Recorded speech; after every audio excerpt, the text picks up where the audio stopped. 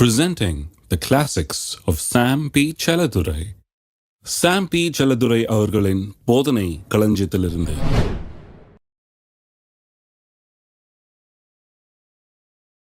மத்தேயு 6ஆம் அதிகாரம் 33ஆம் வசனத்தை நான் வாசிக்கிறேன். முதலாவது தேவனுடைய ராஜ்யத்தையும் அவருடைய நீதியும் தேடுங்கள், அப்பொழுது இவைகளெல்லாம் உங்களுக்கு கூட கொடுக்கப்படும்.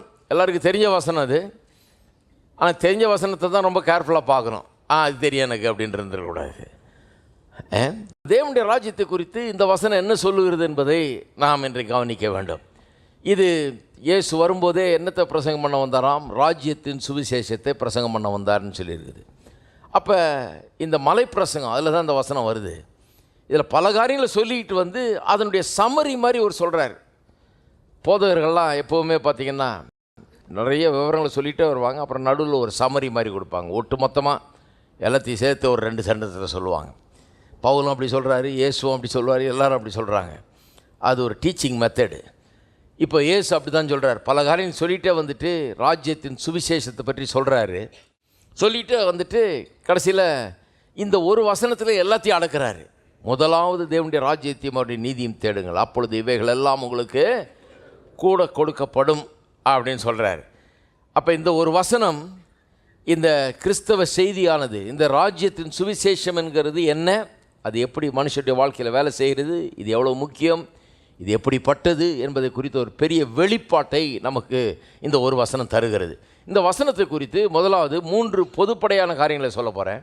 அதன் பிறகு அந்த 3 காரியங்களை எடுத்து குறிப்பாக விளக்கி சொல்ல போகிறேன். இன்னும் கொஞ்சம் ஆழமாக விளக்கி சொல்ல போகிறேன். 3 காரியங்களை இந்த வசனம் நமக்கு தெரிவிக்கிற 3 காரியங்கள் என்னென்னா, 1, இயேசு கிறிஸ்து பிரசங்கித்த இந்த ராஜ்யத்தின் சுவிசேஷம் மற்ற எல்லா செய்திகள் அல்லது உலகத்தில் பிரசங்கிக்கப்படுகிற வாழ்க்கை முறைகள், தத்துவங்கள், போதனைகள் எல்லாவற்றை காட்டிலும் முற்றிலும் வித்தியாசமானதாக இருக்கிறது என்பதை இந்த வசனம் நமக்கு காண்பிக்கிறது.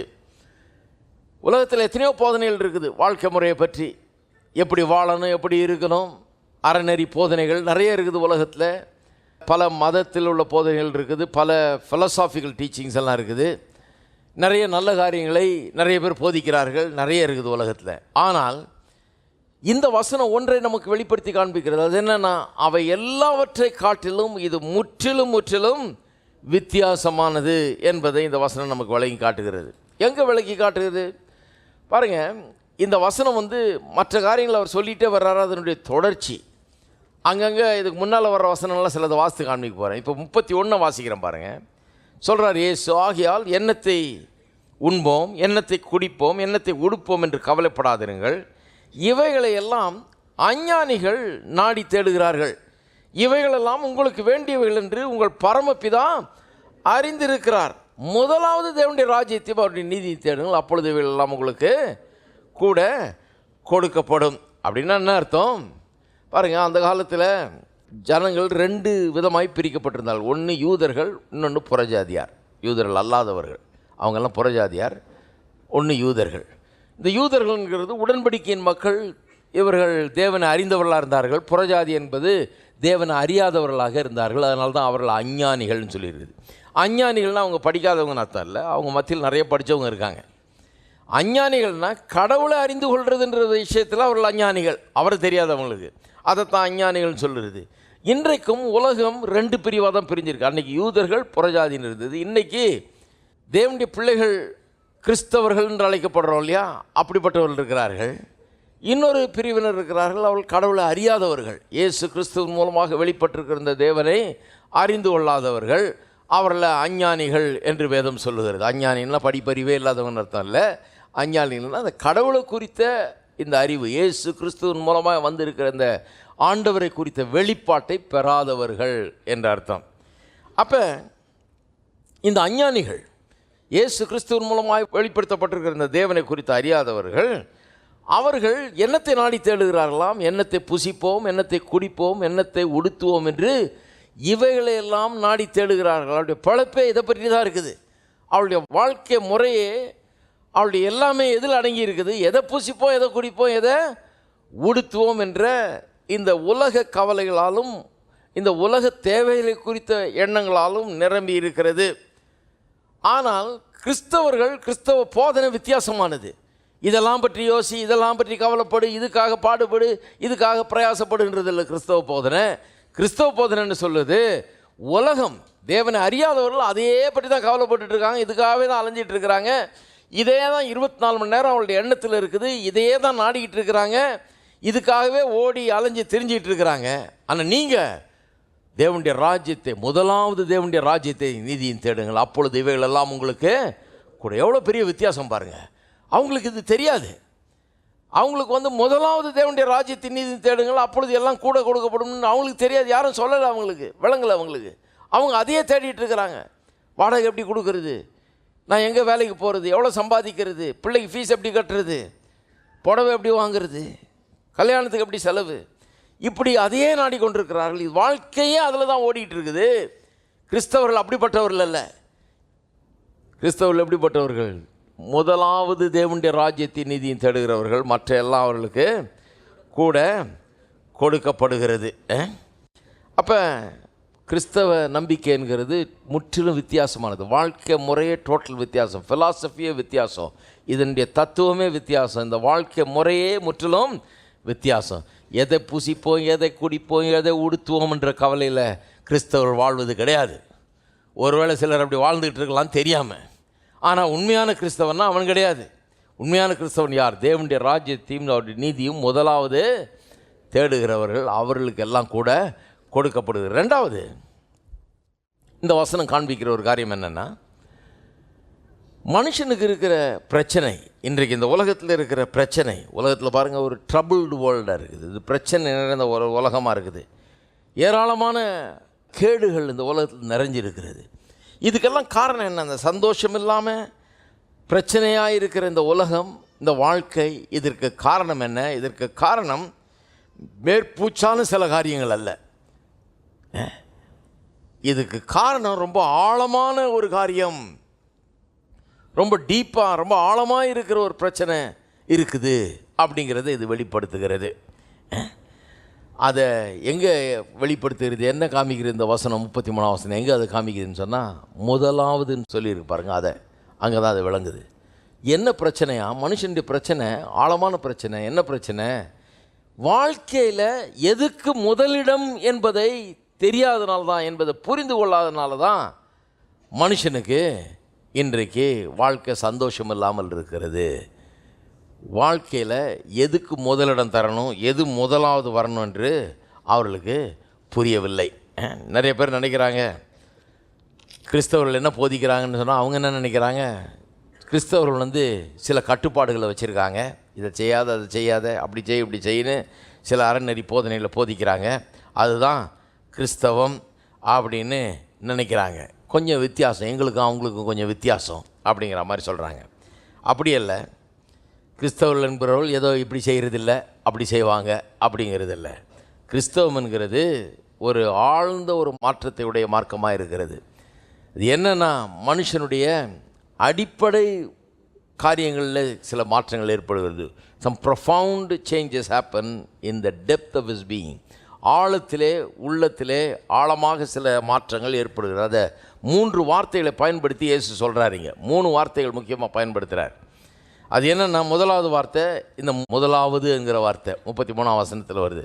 முதலாவது தேவனுடைய ராஜ்யத்தின் நீதி தேடுங்கள். அப்படின்னா வாழ்க்கையில் எதை முக்கியமாக வைக்கணுங்கிறது தான் மனுஷனுக்கு தெரியாமல் இருக்குது. இது ஒரு ஆழமான பிரச்சனை, லேசான பிரச்சனை இல்லை, ஒரு ஆழமான பிரச்சனை. எல்லாம் படிச்சிருக்கிறோம், அறிவில் பெருகி இருக்கிறோம், டெக்னாலஜியில் வளர்ந்துருக்கிறோம், எல்லாம் இருக்குது, எத்தனையோ விதத்தில் பெரிய அறிவாளிகளாக இருக்கிறோம், முன்னேறி இருக்கிறோம். ஆனால் ஒரு அடிப்படை காரியம் மனுஷனுக்கு புரியவில்லைன்னு வேதம் சொல்லுது. என்னென்னா, வாழ்க்கையில் எது முக்கியம் என்கிறத மனுஷன் தீர்மானிக்க முடியாதவனாக, தெரியாதவனாக அவன் இருக்கிறான். வாழ்க்கையில் எதுக்கு முதலிடம் தரணும் அப்படின்றது தெரியாது. நிறைய படிச்சிருக்கான், கணக்கு நல்லா தெரியுது, விஞ்ஞானம் நிறைய தெரியுது, சரித்திரம் நல்லா தெரியுது, எல்லா சப்ஜெக்டும் நல்லா புரியுது, ரொம்ப அறிவெல்லாம் இருக்குது. ஆனால் வாழ்க்கையில் ப்ரையாரிட்டி, அந்த ப்ரையாரிட்டியில் எது முதலாவது வரணும் அப்படிங்கிறது மனுஷனுக்கு விளங்காமல் இருக்குது. அதனால தான் பிரச்சனை அப்படிங்கிறது வேதவசனம் சொல்லுகிறது. அது ஒன்று விளங்கிடுச்சுன்னா பிரச்சனைக்கு தீர்வு ஆரம்பமாயிடும் அப்படிங்கிற விதத்தில் தான் வேதம் சொல்லுது. அப்போ முதலாவது தேவனுடைய ராஜ்யத்தை, இந்த முதலாவது எது வருதுன்றதை சரி பண்ணிட்டாலே வாழ்க்கை சரியான விதத்தில் திரும்ப ஆரம்பிச்சிடும். எதை முதல்ல வைக்கணுமோ அதை முதல்ல வச்சாலே மீதியெல்லாம் சரியாக போகும். முதல் கோணல் முற்றும் கோணல்ன்றாங்க பாருங்கள், அதுதான் பிரச்சனை மனுஷனுடைய வாழ்க்கையில். எதை முதல்ல வைக்கிறதுன்றதை சரியாக புரிஞ்சுக்காதனால, தப்பான காரியங்களை முதல்ல வச்சுறதுனால வாழ்க்கையே கோணலாயிடுச்சு, வாழ்க்கையே தாறுமாறாக போயிடுச்சு, வாழ்க்கையே ஒரு ஒழுங்கினமாயிடுச்சு, வாழ்க்கையிலேயே ஒரு திசை கெட்டு தறி கெட்டு ஓடுற மாதிரி வாழ்க்கை ஓடுகிறது. ஏனென்றால் இந்த முதலாவது என்கிறது எதுன்னு புரிஞ்சுக்கல அவங்க. எது முதலாவது வரணும் அப்படிங்கிறது புரிஞ்சுக்கல. அதுக்கு டீட்டெயிலாக பேசுவோம். ரெண்டாவது இன்னொரு வார்த்தை உபயோகப்படுத்தப்படுகிறது. இயேசுங்க சொல்கிறாரு 21ஆம் வசனத்தில் பார்த்தீங்கன்னா, உங்கள் பொக்கிஷம் எங்கே இருக்கிறதோ அங்கே உங்கள் இருதயமும் இருக்கும். ரெண்டாவது வார்த்தை இருதயம். இருதயத்தில் ஒரு பிரச்சனைங்கிறாரு. இருதயம்னா எந்த இருதயம்? இங்கே டிக்கெட் டிக்கெட் அடிக்குது அந்த இருதயம் இல்லை. இருதயம்னா உங்களுடைய உள்ளம். உங்களுடைய உள்ளம் அது எங்கே இருக்குது? உங்களுடைய உள்ளம் எங்கே இருக்குது? உங்களுடைய மனமெல்லாம் எங்கே இருக்குது? உங்களுடைய ஆசையெல்லாம் எதில் இருக்குது? எங்கே இருக்குதுன்னு ஈஸியாக கண்டுபிடிச்சிடலாம். உங்கள் பொக்கிஷம் எங்கே இருக்கிறதோ அங்கேயே உங்கள் இருதயம் இருக்கும். இன்றைக்கு உங்கள் இருதயம் எங்கே இருக்குதுன்னு நீங்களே டெஸ்ட் பண்ணி பார்த்துக்கலாம். நாங்கள் டெஸ்ட் பண்ண வேண்டியதில்லை, யாருக்கு அது தெரிய வேண்டியதில்லை, ஆனால் உங்களுக்கு தெரியாது இருதயம் எங்கே இருக்கிறது. ஒவ்வொருத்தரும் பண்ண வேண்டிய டெஸ்ட் இது. உங்கள் இருதயம் எங்கே இருக்கிறது? எங்கே இருக்குதுன்னா உங்களுடைய பொக்கிஷத்தெல்லாம் எங்கே வச்சுருக்கிறீங்க அங்கே தான் உங்கள் இருதயம் இருக்கும். ஹலோ, இருக்கீங்களா? காரில் ஒரு 1 கோடி ரூபா வச்சுட்டீங்க வந்து உட்காந்துருந்தீங்கன்னா இருதயமெல்லாம் எங்கே இருக்கும்? காரில் தான் இருக்கும். இங்கே பாட்டு எத்தனை பாடினாலும் காரில் எட்டி எட்டி பார்த்துக்கிங்க ஒரு பார்வை, எவனாவது நோண்டுறானாங்க. இருதயமெல்லாம் அங்கே தான் இருக்கும். அதனால் எடுத்துக்கிட்டே வந்துடுறது பெட்ரு, கையிலேயே வச்சுக்கிறது பெட்ரு. அப்போ இருதயம் இங்கே இருக்கும். ஆனால் இங்கே இருந்தால் கூட எங்கே இருக்கும்? அது அந்த பையில் தான் இருக்கும். அது பொக்கிஷம் எங்கேயோ அங்கே தான் இருதயம் இருக்கும். ரொம்ப சிம்பிள் பாருங்க. Bible is very profound. வேதாகமம் வந்து ரொம்ப ஆழமான ஒரு புஸ்தகம், ஆழமான காரியங்களை பேசுது. இன்றைக்கி மனுஷனுடைய பிரச்சனைக்கு என்ன காரணம்? ரொம்ப ஆழமான பிரச்சனை. மனுஷனுடைய பிரச்சனை இருதயம் வந்து தப்பான காரியங்களில் வைக்கப்பட்டிருக்கிறது. பொக்கிஷத்தை தப்பான இடத்துல வச்சுட்டு இருதயமும் அங்கே போயிடுச்சு. இப்போ இருதயம் சரியாக இல்லாதனால வாழ்க்கையே சரியாக இல்லை. இருதயன்றது மனுஷனுடைய சென்ட்ரல் பார்ட், ரொம்ப முக்கியமான ஒரு பகுதி. இது சரியா இல்லைன்னா எதுவுமே சரியாக இருக்காது. ஆகவே பொக்கிஷம் எங்கேயோ அங்கே தான் இருதயம் இருக்குது. அந்த இருதயம் சரியில்லாதனால வாழ்க்கை சரியில்லைன்றார். முதல் காரியம் எது முதல்ல வைக்கணும்னு தெரியாதனால வாழ்க்கை சரியில்லை. ரொம்ப ஆழமான பிரச்சனை. ரெண்டாவது, இருதயம் எங்கே இருக்குது? இருதயம் தப்பான இடத்துல போயிடுச்சு. பொக்கிஷம் எங்கேயோ அங்கே தான் இருதயம். அதனால் இருதயம் சரியான காரியங்களில் இல்லை, அதை மாற்றணும். மூணாவது 22, 23 வசனங்களில் சொல்லப்பட்டிருக்கிறது, கண்ணானது. கண்ணு பிரச்சனை, கோளாறு. இருதயம் எப்படி இந்த இருதயம் இல்லையோ அது மாதிரி கண்ணு இந்த கண்ணு இல்லை. இந்த கண்ணுக்கு கண்ணாடி போட்டுடலான்னு வைங்க. கண்ணுன்னா எதை சொல்லுதுன்னா நம்முடைய பார்வை, புரிந்து கொள்ளுதல், நம்முடைய அறிந்து கொள்ளுதல், அதை பற்றி சொல்லுது. அண்டர்ஸ்டாண்டிங்கை பற்றி. கண்ணானது சரீரத்தின் விளக்காக இருக்கிறது. உன் கண் தெளிவாக இருந்தால் உன் சரீரம் முழுவதும் வெளிச்சமாக இருக்கும். உன் கண் கெட்டதாக இருந்தால் உன் சரீரம் முழுவதும் இருளாக இருக்கும். இப்படி உன்னில் உள்ள வெளிச்சம் இருளாக இருந்தால் அவ்விருள் எவ்வளவு அதிகமாக இருக்கும். கண்ணு கெட்டுச்சுன்னா எல்லாம் கெட்டுச்சுன்றாங்க. அதாவது கண்ணு சரியாக தெரியலன்னு வைங்க, டபுளாக தெரிஞ்சது, கலங்கலாக தெரிஞ்சது, மங்கலாக தெரிஞ்சதுன்னா பிரச்சனை இல்லையா? நிறைய பேருக்கு சத்தியம்னு வர்றப்ப, உண்மைன்னு வர்றப்ப சரியாக தெளிவாக அவர்களுக்கு சில உண்மைகள் புரியவில்லை. தெளிவாக சில காரியங்களை அவர்கள் புரிந்து வைத்துக் கொள்ளவில்லை. நல்லா அண்டர்ஸ்டாண்ட் பண்ண முடியாமல் இருக்கிறாங்க. வாழ்க்கையின் சில இஷ்யூஸை தெளிவாக புரிந்து கொள்ள முடியாத நிலையில் அவங்க இருக்கிறாங்கன்னு வேதம் சொல்லுது. அவங்க கண் சரியில்லை, பார்க்குற விதம் சரியில்லை. எதை பார்க்குற விதம்? அவங்க வாழ்க்கையின் பல்வேறு இஷ்யூஸ், பல்வேறு காரியங்களை பார்க்குற விதம் சரியில்லை. உதாரணத்துக்கு எடுத்துட்டா, பணத்தை பார்க்குற விதம் சரியில்லை, வேலையை பார்க்குற விதம் சரியில்லை, திருமணத்தை பார்க்குற விதம் சரியில்லை, குடும்பத்தை பார்க்குற விதம் சரியில்லை. ஹலோ, இருக்கிறீங்களா?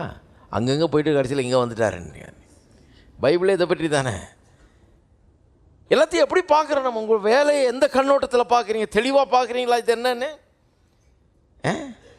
நீங்கள் யாருன்றதை தெளிவாக பார்க்குறீங்களா? உங்களை சரியாக பார்க்குறீங்களா? நீங்கள் முதலாவது நீங்கள் யாருன்னு தெரியுதா உங்களுக்கு? அது தெரியுதா? அது சரியாக தெரியலன்னா எல்லாமே தாறுமாறாக போயிடும். உங்கள் திருமணம்னா என்னன்னு தெரியுதா? குடும்பம்னா என்னன்னு தெரியுதா? தொழில்னா என்னன்னு தெரியுதா? கையின் பிரயாசம்னா என்னன்னு தெரியுதா? பிள்ளைகள்னா என்னன்னு தெரியுதா? சபைன்னா என்னன்னு தெரியுதா?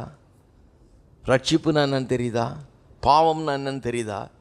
பாருங்கள், காரியங்களை சரியாக விளங்கி கொள்ளாத ஒரு கண்ணு கோளாறுன்றார். கண்ணுனா சரியாக பார்க்க முடியல, சரியாக புரிஞ்சு கொள்ள முடியல, சரியாக அறிந்து கொள்ள முடியல.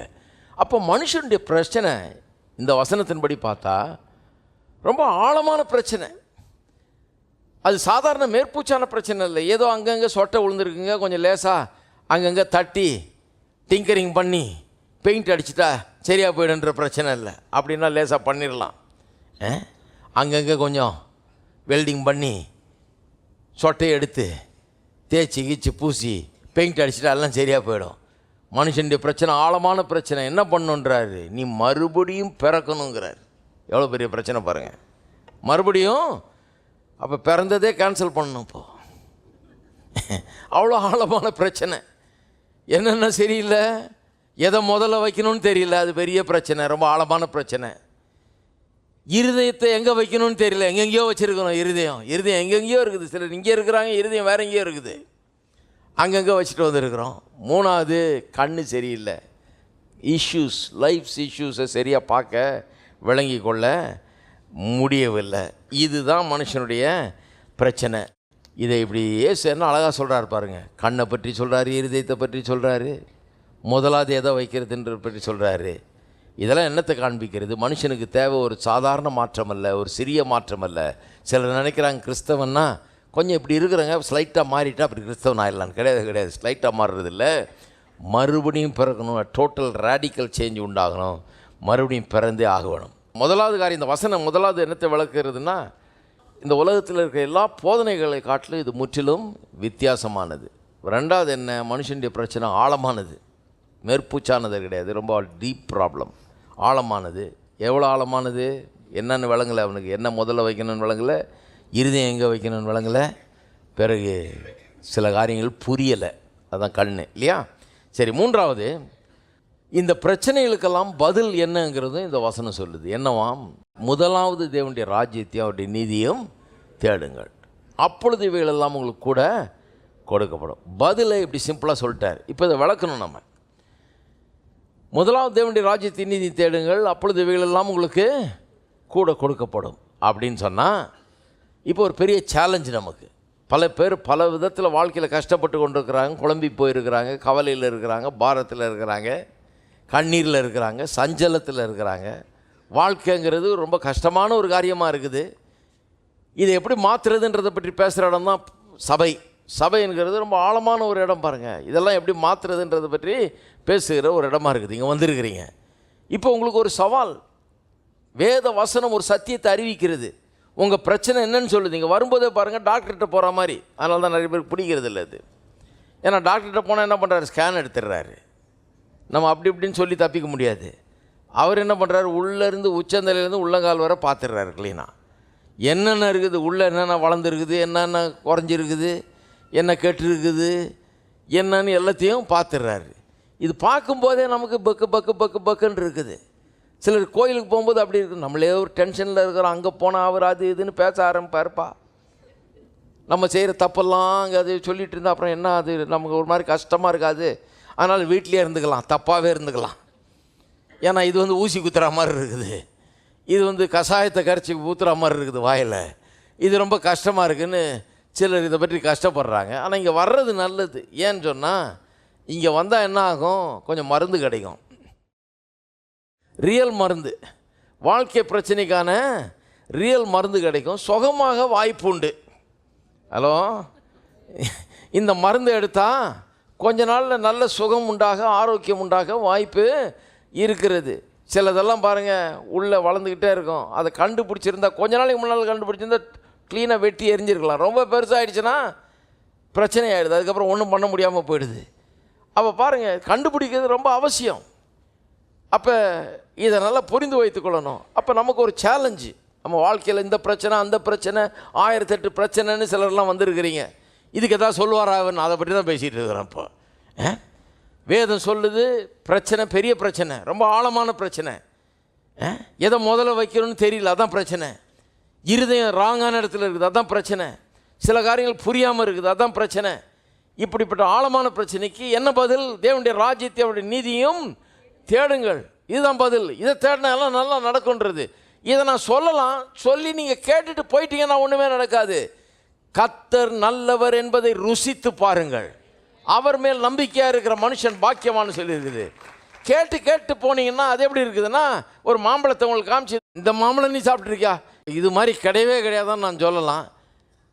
மாந்தோப்பில் நின்றுக்கிட்டே சொல்லலாம். அந்த மாம்பழம் எங்கே விளையுதோ அதன் மத்தியில் நின்றுக்கிட்டு, ஆயிரக்கணக்கான மரத்தின் மத்தியில் நின்றுக்கிட்டு, இந்த மாம்பழம் போல் உலகத்தில் மாம்பழமே இல்லைன்னு சொல்லலாம். நீங்களும் உள்ளே நடந்து கிடந்து உலாவி இதை மோந்து பார்த்து, இதை வேடிக்கை பார்த்து, தொட்டு பார்த்து, இப்படி பார்த்து அப்படி பார்த்து நான் சொல்கிறத கேட்டு எல்லாம் போகலாம். அதை எடுத்து வாயில் வச்சு ஒரு கடி கடித்தாதான் அது புரியுமோ ஒழிய தெரியுமோ ஒழிய, இல்லைன்னா புரியவே புரியாது. நிறைய பேர் என்ன பண்ணுறாங்க, வருவாங்க கேட்டுட்டு அதோடு போயிடுறது. என்னமோ சொல்கிறாரு இவர், நான் அந்த பிரசங்கம் கேட்டிருக்கேன், இவர் சொன்னதை கேட்டேன், அவர் சொன்னது, எல்லாரும் சொன்னதையும் கேட்டும் ஒன்றும் உருப்படாமல் போயிடுச்சு. ஏன்னா எல்லாரும் சொல்கிறதையும் கேட்டாச்சு. எல்லா மாந்தோப்புக்கும் போயிருக்கிறாங்க, எல்லா இடத்துலையும் உலாவி இருக்கிறாங்க, எல்லாத்தையும் பார்த்துருக்குறாங்க. நான் அதை பார்த்துருக்கிறேன், இதை பார்த்துருக்கேன், ஆனால் ஒன்றுத்தையும் வாயில் வச்சு பார்த்ததில்லை, ஒரு கடி கடிச்சு பார்த்ததில்லை, இது உண்மைதானான்னு பார்த்ததில்லை. நான் சொல்லுகிறேன், இன்றைக்கு இந்த வசனம் நமக்கு சவால் இடுகிறது. வாழ்க்கையில் பிரச்சனை சிக்கி கொண்டிருக்கிறவர்களுக்கு இந்த வசனம் ஒரு சவாலாக இருக்கிறது. ஏன் வாழ்க்கை எப்படி இருக்குது சொல்லுது? ஏன் இப்படி பாரம், கண்ணீர், கவலைனால் நிறைஞ்சிருக்குது வாழ்க்கை? ஏன் தாறுமாறாக இருக்குது வாழ்க்கை? இந்த வசனம் நமக்கு அதை வெளிப்படுத்துகிறது. என்ன பிரச்சனை? இருதய பிரச்சனை. என்ன பிரச்சனை? கண்ணில் கோளாறு. என்ன பிரச்சனை? எதை முதலாவது வைக்கணுங்கிறதுல பிரச்சனை. இதெல்லாம் சரி பண்ணா தேவனுடைய ராஜ்யத்தின் நீதி முதலாவது தேட ஆரம்பிச்சா, கண்ணை கோளாறு சரி பண்ணா, பார்க்குற விதத்தில் பார்த்தா, இருதயத்தை வைக்க வேண்டிய இடத்துல வச்சா, எல்லாம் மற்ற எல்லாம் கரெக்டாக அந்தந்த இடத்துக்கு வந்துடும், எல்லாம் கரெக்டாக எல்லாம் ஆர்கனைஸ் ஆகிடும். இது ஒன்று சரி பண்ணால், இந்த இருதயம் ரொம்ப சென்ட்ரல் பார்ட், நம்முடைய வாழ்க்கைக்கு ரொம்ப முக்கியமான ஒரு பகுதி. நம்முடைய கண் ரொம்ப முக்கியம், இல்லைன்னா எல்லாம் இருளாயிடும். நம்ம எதை முதல்ல வைக்கிறோன்றது ரொம்ப முக்கியம். இந்த மூணுத்தையும் சரி பண்ணாலே வாழ்க்கையிலலாம் சரியாயிடும்னு வேத வசனம் சொல்லுது. இன்றைக்கி நீங்கள் என்ன பண்ண போகிறீங்க? செய்ய போகிறீங்களா இல்லையா? செஞ்சாதான் இதனுடைய மாற்றத்தை காண்பீர்கள். செஞ்சால் இது உண்மையாக இல்லையாங்கிறது புரிஞ்சிடும். சும்மா கேட்டுட்டு போனீங்கன்னா இன்னொரு பிரசங்கம் கேட்டது, அவ்வளோதான் மிச்சம், வேறு ஒன்றும் அதுலேருந்து உண்டாகாது. ஆனால் இதன்படி செய்தால் நிச்சயமாக அதனுடைய பலன் நமக்கு உண்டாயிருக்கும். இப்படி தான் தேவனுடைய ராஜ்யம் வருது பாருங்கள். வசனத்தை விதைக்கிறோம். இந்த வார்த்தையில் ஏன் சொல்கிறோம்? இது உள்ளத்தில் போகணும், இது வேலை செய்யணும், இதை ஏற்றுக்கொள்ளணும். நீங்கள் இதை விதை மாதிரி ட்ரீட் பண்ணணும். இது உள்ளங்களில் போய் இது மாற்ற ஆரம்பிக்கும், இது பலனை கொடுக்க ஆரம்பிக்கும். சரி,